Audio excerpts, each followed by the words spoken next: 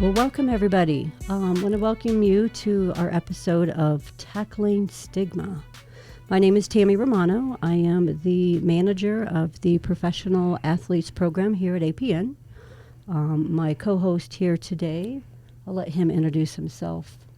I'm Anthony Fasano, president of APN Athletics, 12-year veteran of the NFL, and I've gotten into the mental health space about 6 years ago while I was still playing, and happy to be a part of APN.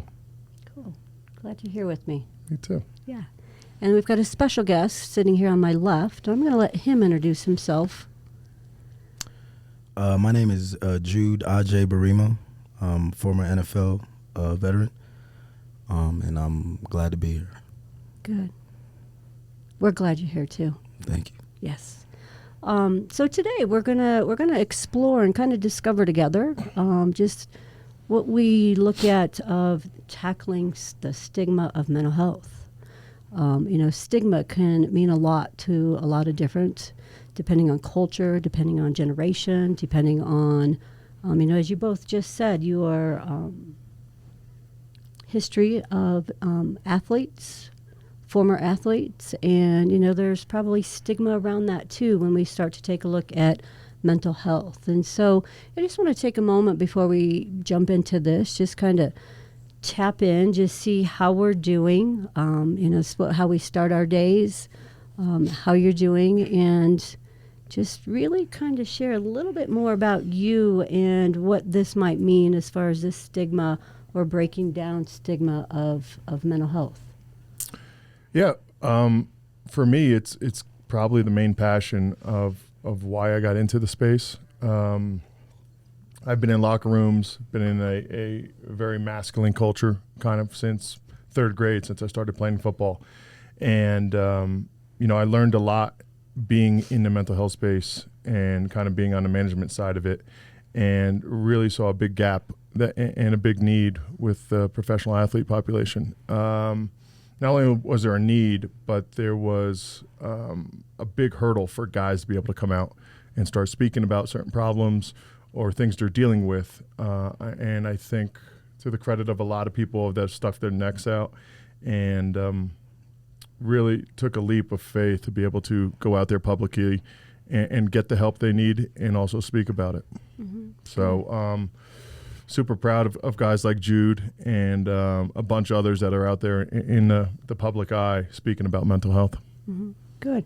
You did say something about masculinity, and I just want to touch upon that. Obviously I am female, and, when we take a look at stigma and we take a look at, as far as you said something about locker rooms and, that part of your history, how does stigma as far as being a man, this masculinity, keep you from talking about it or looking at it or really just even personalizing it?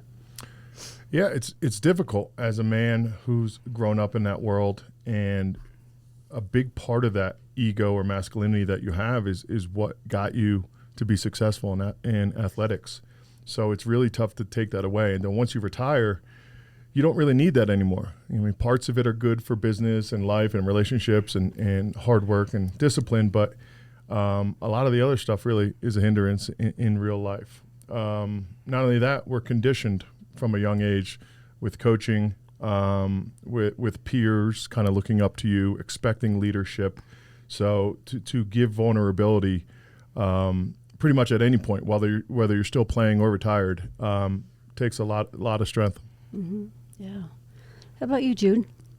What are your thoughts on that? Just overall, obviously growing up, being a male or being a boy growing up, it's not something that's really kind of like, taught to you, how to be aware of your mental health, your feelings, your emotion, your thoughts, how they all connect, and how they all matter and how they all shape pretty much your day, your moods, and your everything like that. So you're not taught that as a boy growing up, let alone as a black boy growing up. Mm-hmm. You know what I mean? It's already something that's hard to penetrate in our communities. You know what I mean? And when you add in, which is Anthony just mentioned, which is the part of the football culture, that to me is very, or at least was, when first got into it, was very unaware and just, I think in a way negligent a little bit of how you take, young boys and, the masculinity and everything that they identify with. None of about that culture kind of promotes being aware of your mental health or opening up about how you feel. So it was really difficult, but now that we're in the space that we're in, I think it's helped a lot of people in their everyday lives, because athletes were looked at these big, powerful, beings, and now that more athletes are coming out and are being vulnerable about their mental health, I think it's helping society in general, because it's making people look at it like, look at this athlete is going through this, and they're being open about it. Maybe I should look internally too and try to get some help, because athletes sometimes are role models in our society. So yeah, it's just navigating through it has been very interesting. You know what I mean? Just knowing where it was at when I was a black boy growing up, and now where I'm at now as a black man in society now, I think it's interesting you say that, because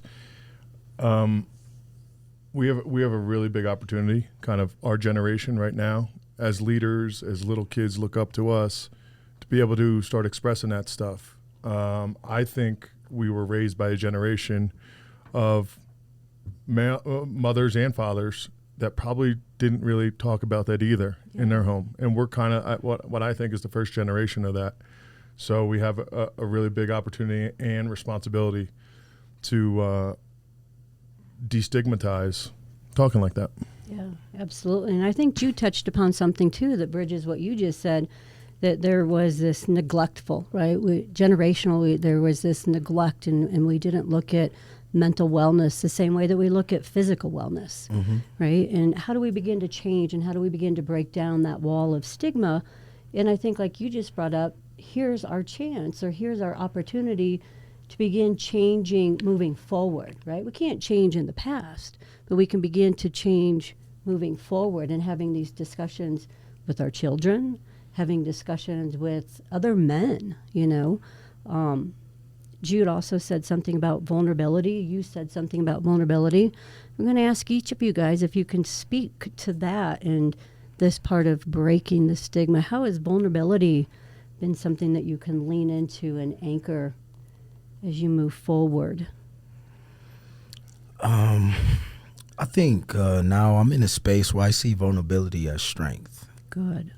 You know what I mean? And I think growing up, it was something that was looked at as weakness. But I think it was looked at as weakness because, like, for instance, like growing up, I learned that, like, my parents, probably when they were kids, they didn't have time to think about their mental health. You know what I mean? Because most of us, in certain environments, we grow up and we are in survival mode. You know what I mean? So when you're in survival mode, it's hard for you to think about your mental health, let alone be vulnerable. You know what I mean? Yeah. Because that's unsafe. Unsafe. Yeah. So you guard everything so tight, and that includes your feelings, your emotions, and everything that comes with it that affects your mental health. So vulnerability, it's kind of like a tool, but it's also like a weapon, you know what I mean, that can be used instead of being so guarded. Opening up and being vulnerable, I think, actually really helps you figure out who you are, who you need to be, and kind of like the things that you need to align with. Yeah. And I think a lot of people struggle and battle with that because they're in survival mode. They're probably doing something they don't like. They're in a lifestyle that they don't enjoy. So it becomes hard to talk about. It becomes hard to open up about. There's probably decisions that they've made and things like that they regret. And all of us have that, you know what I mean? But it's like being able to open up about it and say, hey, I'm struggling with this, or hey, I really am struggling with the regret of a decision I made. That's, I think, is the beginning point of like being able to tackle the stigma and overcome whatever you are struggling with. Good. How about you? Vulnerability is pretty complicated, and personally, just scratching the surface with it. I think it's going to be probably a lifetime of working through vulnerability and who you're vulnerable with and to what degree. I honestly learned what vulnerability was through a Brene Brown book. Oh, love Brene. Yeah, Oh, I'm sure you do. You just got my heart. I think it was called Untethered Soul. Yes. And super interesting. And I think there comes like an aura of confidence when you have vulnerability and you're willing to be vulnerable in certain spaces or circles or with certain people. So, again, I'm a rookie in that space, but I thought she laid some great foundation to be able to build on that and kind of implement it into your personal life. Mm-hmm. Yeah, absolutely. And I think stigma, too, whether we look at it on the macro or micro level, right? It's what, this negative belief that we kind of anchor into that, if I show vulnerability, I'm weak. If I talk about, whether it's depression, and we may go to someone and they say, oh, you're just overworked, right? There's a misunderstanding. And I think this is when we begin. I love what you said, Jude, that, internally we get to drop in and now we get to discover who we are as a man, right? Even as a woman, as we walk through this, and vulnerability is a part of that. I agree. Tami, do you think there's a level, like a healthy level of vulnerability and an unhealthy where you could be too vulnerable?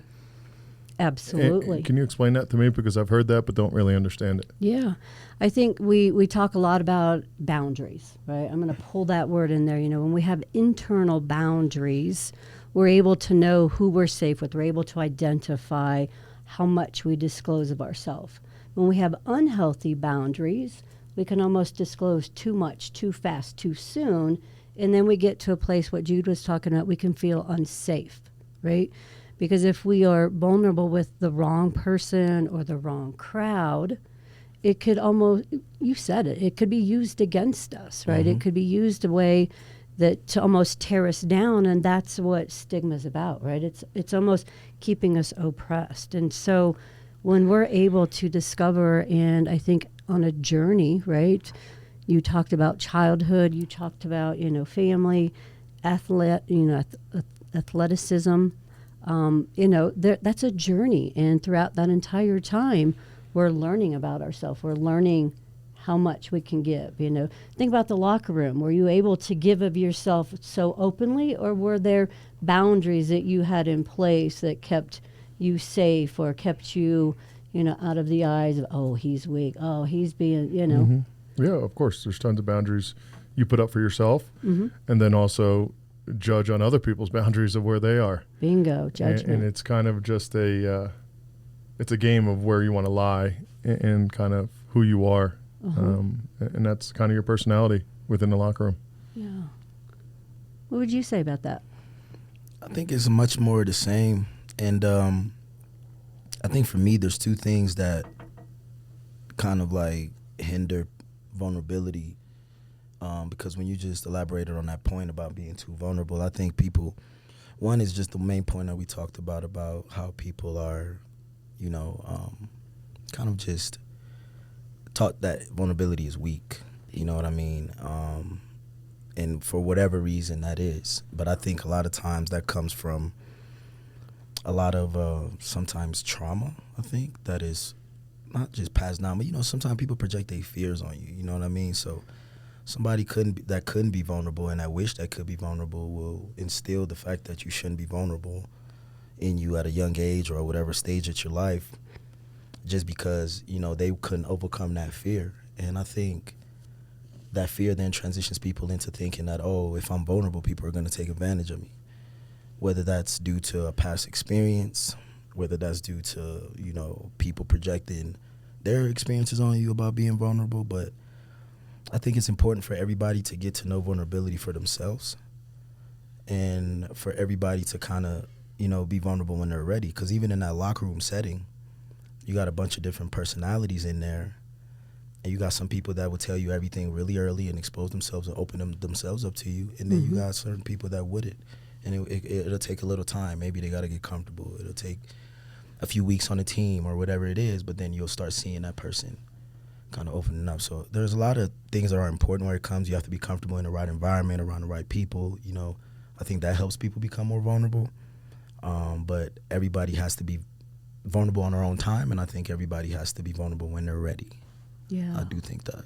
Absolutely, because I think vulnerability also, you know, we look at stigma, one of the things that comes up, I think, is shame.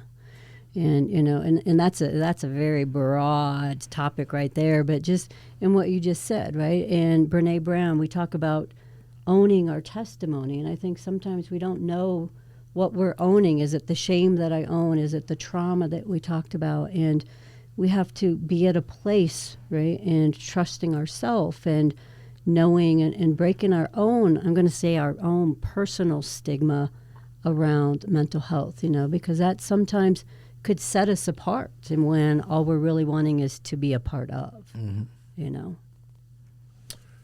Yeah, I mean, I asked Jude, do you think there is another upbringing like football or the locker room that hinders the possibility of vulnerability, like an NFL locker room or a college locker room?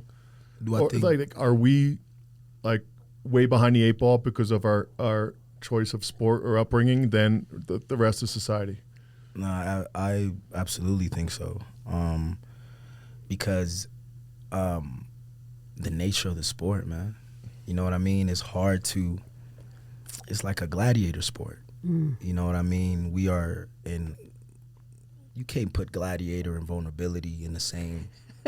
It doesn't in the same exist, sense, does it? You know Yeah. what I mean? It's just, it wouldn't make sense to people, especially for people who don't know the true meaning of vulnerability. You know what I mean?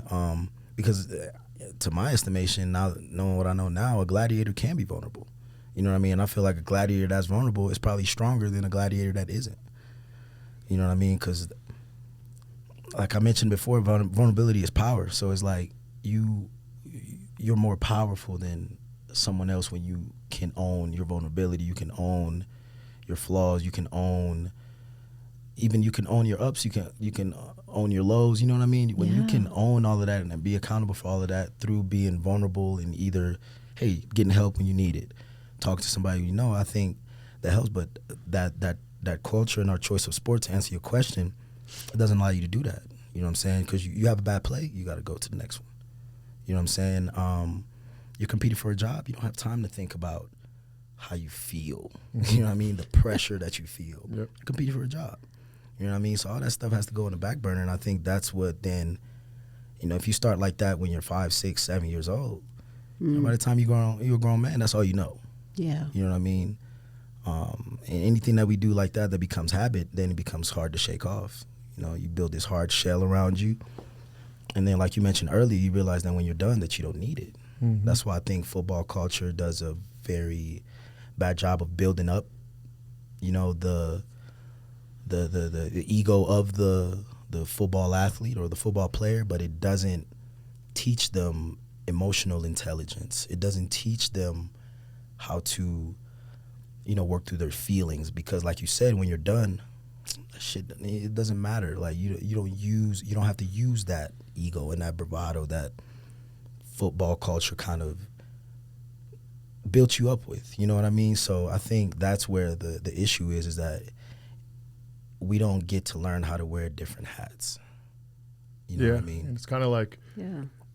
when people say turn it on or turn it off. Yeah. When you're that many years of conditioned to always be on, it's tough to say, okay, I'm going to go play Sunday and try to be a gladiator. But your coach will tell you that. And then Monday, you have to go be a husband, a father, a person in society, you know, people bothering you at the grocery store, and you're not going to flip out. I mean, it's really tough to be able to turn that switch on and off. Yeah, and you know, you got to think, we started playing a kid's game, you know what I mean? And by the time you get to the higher level, it becomes a kid's game for a king's ransom. You know what I mean? Like everything that you started out with, the values and like kind of like the joy of the game or whatever, like as you move forward within your journey, you start realizing that like some of that stuff gets lost a little bit, because your coach will tell you yourself that like You can't turn it on and turn it off. You just got to, you know what I mean? Gotta be on. And that's bull crap. You know what I mean? Because like you said, after Sunday, you still got to go home and be a father and be a husband. Now, if you don't never take the football hat off, now you in the house, you know what I'm saying, tackling people. You know what I mean? But like it's figure of speech. But you know what I mean? Like you're using that aggression and all of that. You bringing that stuff home, and it's like, Yep. you don't need that. But how you don't have the tools, you don't know how to separate that. You know what I mean? So you mentioned, 5, 6, 7 years old, you start this. If you could tell a youth football player, a youth football coach, some things that you would change from your experience playing as a Pop Warner kid or something, what do you think it would be? Because I think when you say we have the responsibility, there's an opportunity, a huge opportunity right there to start changing a generation of how they start thinking. I think number one is, and the number one thing that I think hunts football culture in that aspect the most with the people who are the coaches or can be responsible for changing it is that the people in leadership positions have to be able to put their own ego to the side about the football culture. You know what I mean? Obviously, winning's important. All of that, because it teaches winning should be important. Like, you should instill that winning and losing matters. I believe that, all of that. But it's also, I think sometimes coaches coach because, they didn't get to play to the level of their ability, so they coach people with that fear, you know what I mean? Or so they coach very hard because it's like they know that, if you don't do certain things, you're not going to be able to reach their potential. They know that experience, so now they're projecting that trauma that they went through on a 6, 7, 8-year-old that's playing the game because it's fun. And that's a lot of pressure. And then that leads to, it's pressure, but then it becomes anxiety. Yes. By the time you in the NFL and they paying millions of dollars, you know what I mean? Mm-hmm. And that same coach now that was the Little League coach is just now a pro coach, and now his family, he's trying to feed his family. There's a lot of other components, you know what I'm saying, that are involved in it. So I think it starts with that. It's just because when if the coaches and the people are able to put their ego to the side about it, then they'll stop seeing the guys as a number or just as a, and football has the hardest, time with that because we wearing helmets. Mm-hmm. You know what I'm saying? So a lot of times you are just a number. Yeah. Somebody is going to come in and wear it, and they're going to change the name on the back. So I think those people have the responsibility to kind of put their ego aside because they're developing young men, and they have to equip these young men with more tools than just the ones that they're going to use on the field. I like that, yeah. But when you have your ego in a way about coaching, I want to be the greatest coach, or I'm the greatest coach. Look at all these kids that I sent to school. You're done. Mm-hmm. You're done. You know what I'm saying? You're done. Because now you're running it's like you're running a factory. You're running, like, you know what I'm saying? You're running these kids through these programs, these meals.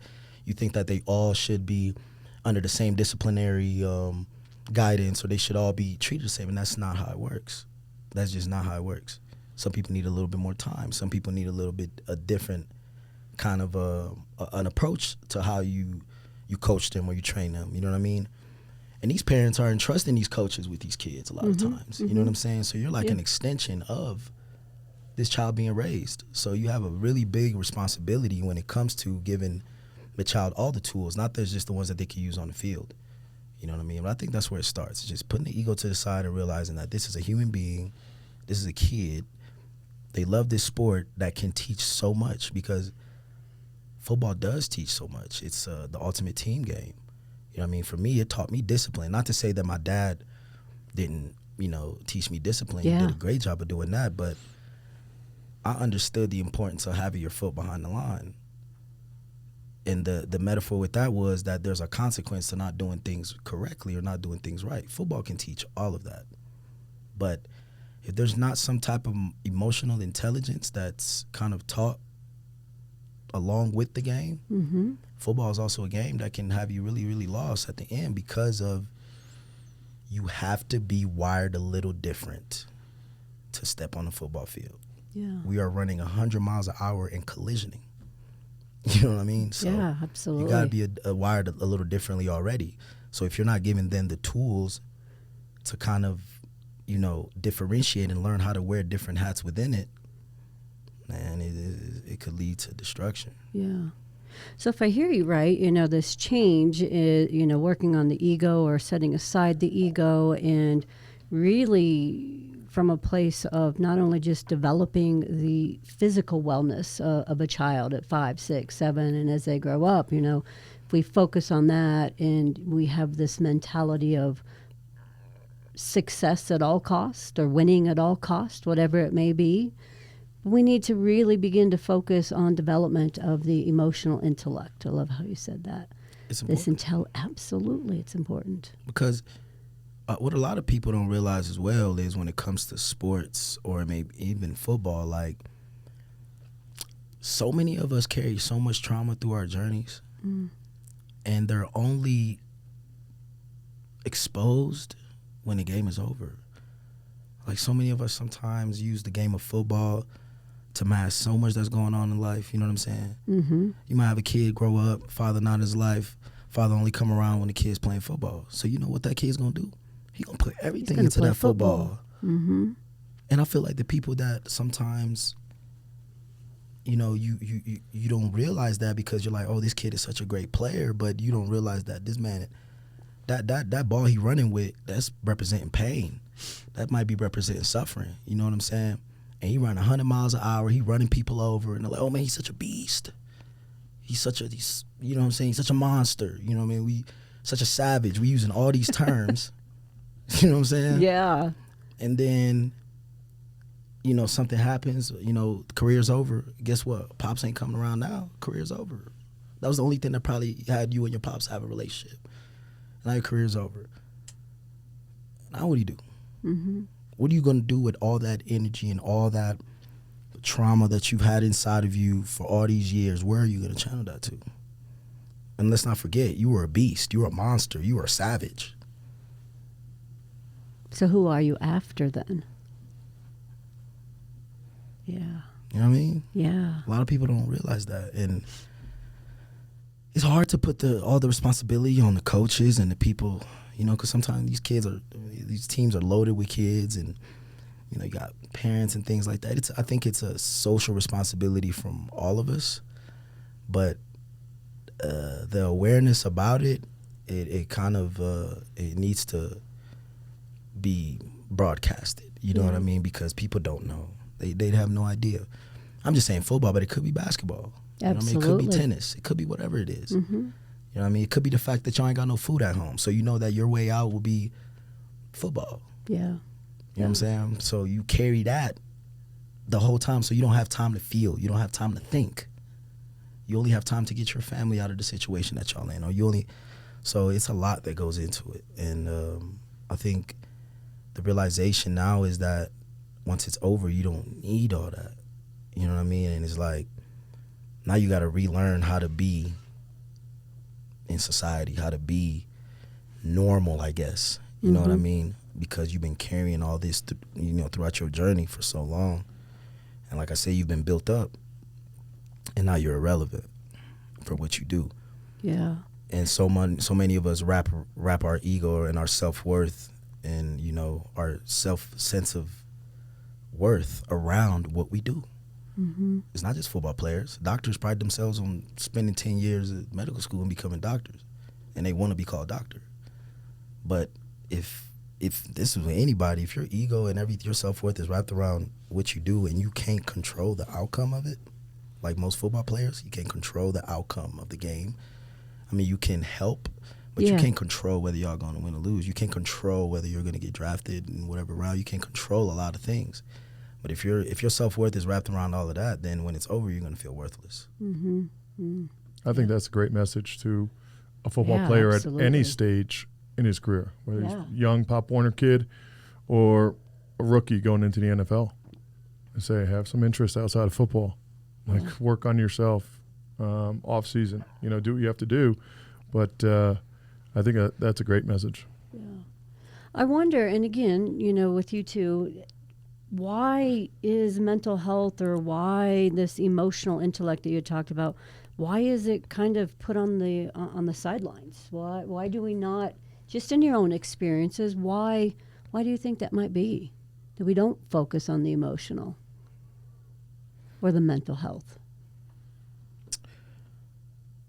I think this has little to do with sport, and it has more to do with the society that we've created. Okay.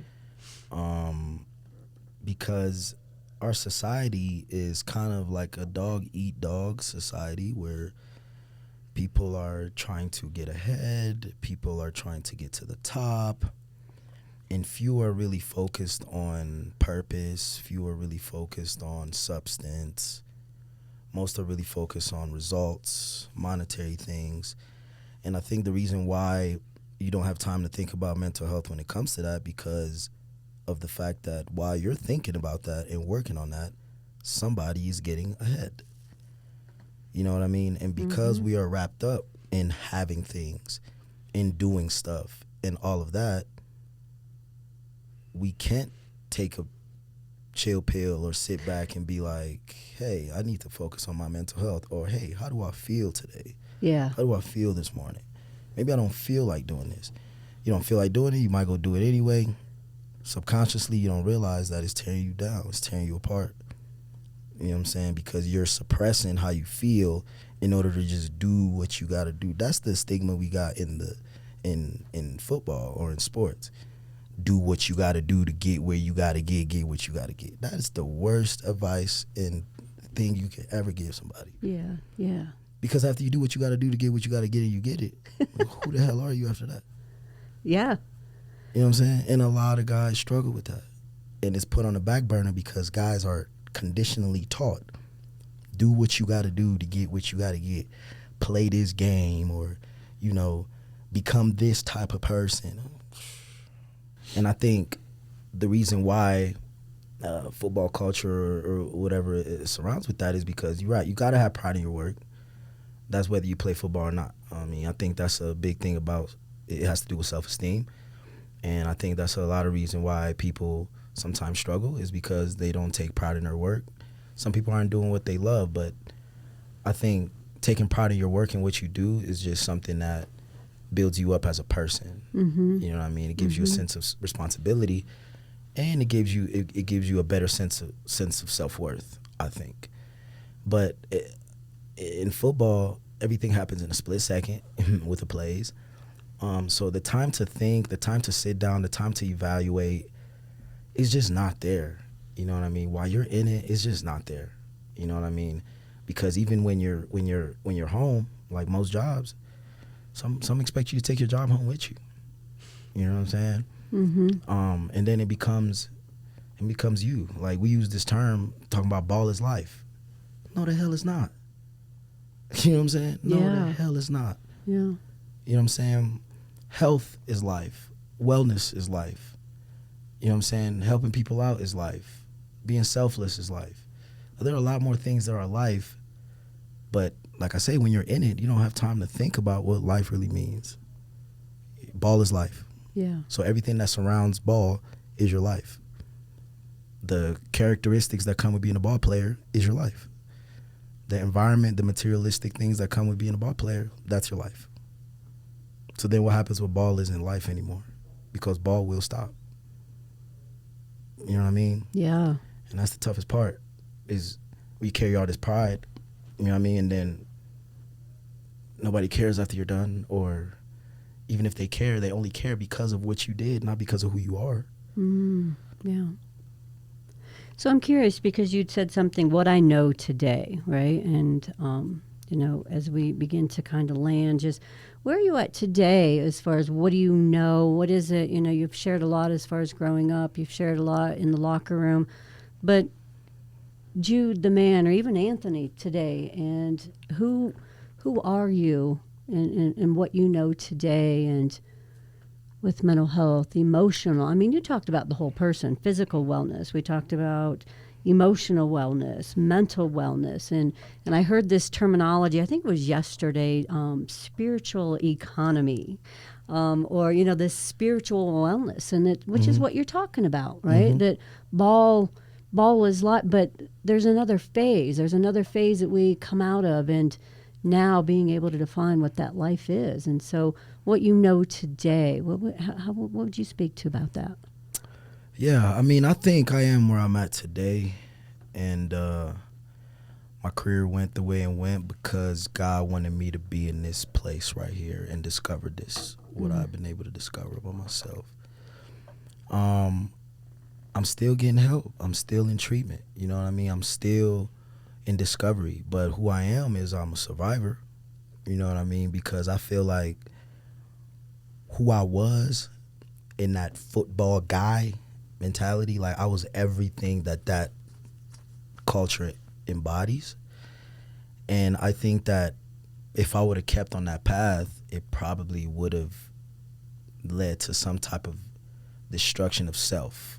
You know what I mean? Mm-hmm. Yeah. So where I'm at now is a point where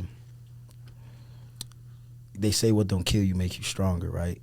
So when you're in the severe depression, when you're in the severe anxiety, when you're in it, you think you're gonna die. You know what I'm saying? You think that the world is over. But now, you know, with being able to get the right help, with being able to get the right resources around me, I kind of been equipped with tools to kind of help me get through the day to day.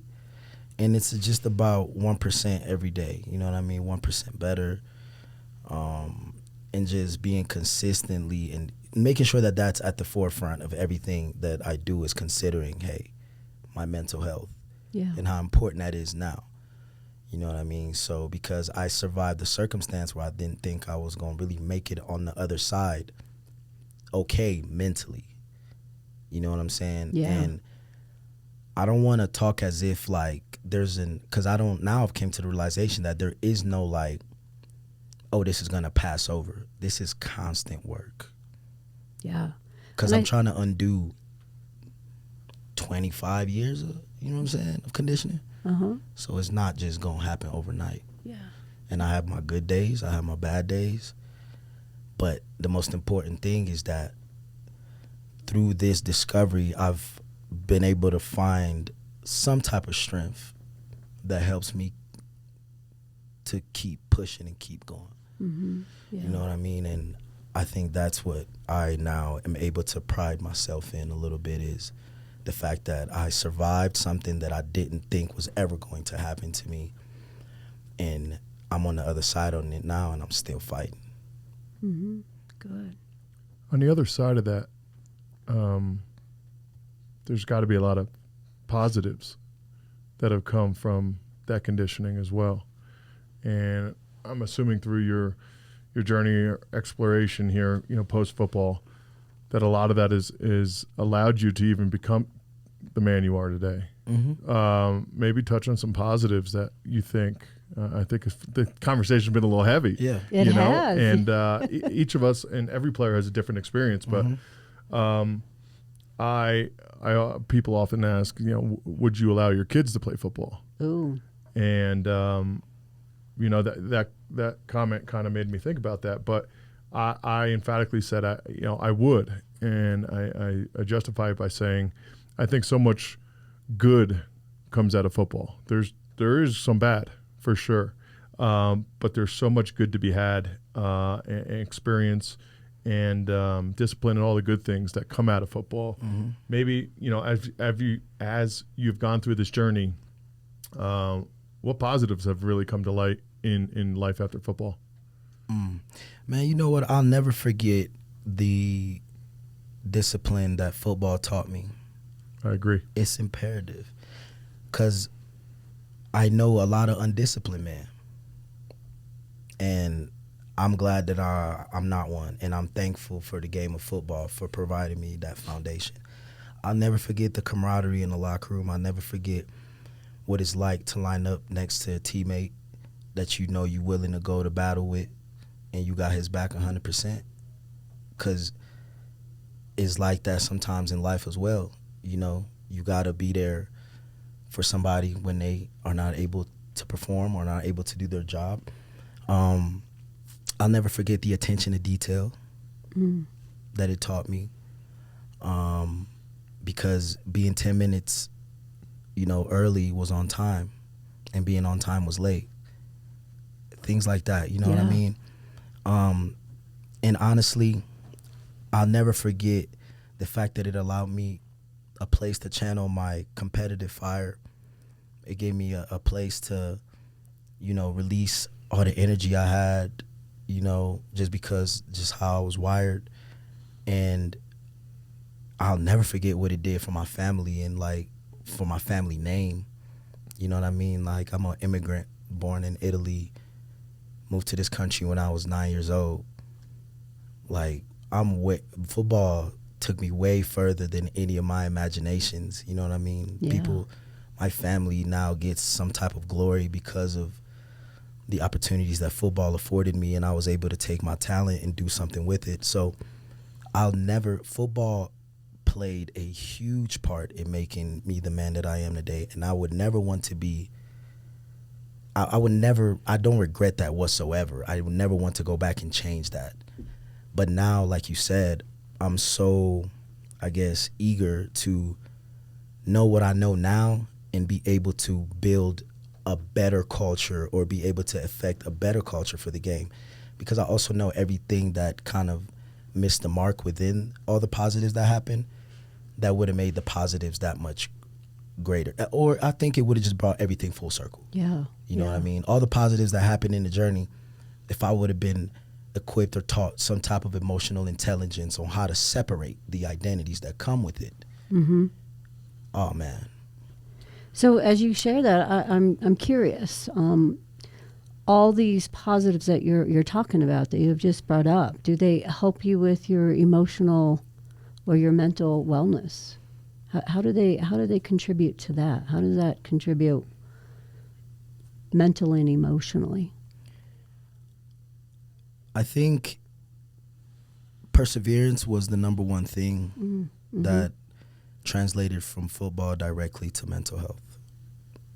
And I think mental toughness is what we called it when we played football. You know what I mean? I mean, mentally tough. Battle hardened. Yeah. You know what I mean? And I think that's what helped in the mental health field, because there's so many instances that you come across where you feel like you want to give up. Mm. But like I said, I was a football guy. Yeah. I'm not giving up. Yeah. So you're also talking about resilience. Resilience, yeah. Right? Not just perseverance, Yeah, but absolutely. this resilience. Resilience is the word, for yeah. sure. Yeah. Resiliency. I always said that. I always said that one day if you look in a dictionary and my name was in there, or resiliency is in a dictionary, you'll see a picture of me next to it. You know what I mean? Because I feel like you learn a lot more about yourself through being resilient than you would through giving up. But unfortunately, everybody is not strong like that. You know what I mean? That's why people who are resilient and people who have owned or kind of like are on top of their shit when it comes to being resilient or persevering have to make it okay to let people know that even if you don't have that level of toughness or that level of resiliency and perseverance, it's okay to get help. Mm-hmm. Because even the people who are resilient and do persevere, they get help too. Absolutely. You know what I mean? I think a lot of it, and it rears its head in today's society, is delayed gratification too. Ugh. It's like it's something that's lost today, but in football you learn, like, that's why you go lift weights in the spring, and that's why you practice in August, because you want to win games in the fall and get the playoffs and Super Bowl. And if you don't do that stuff, there's no chance you're doing it. And I think I don't have the same experience in the mental health journey, but day by day is what I hear all the time. Mm-hmm. And it's the journey, not the destination.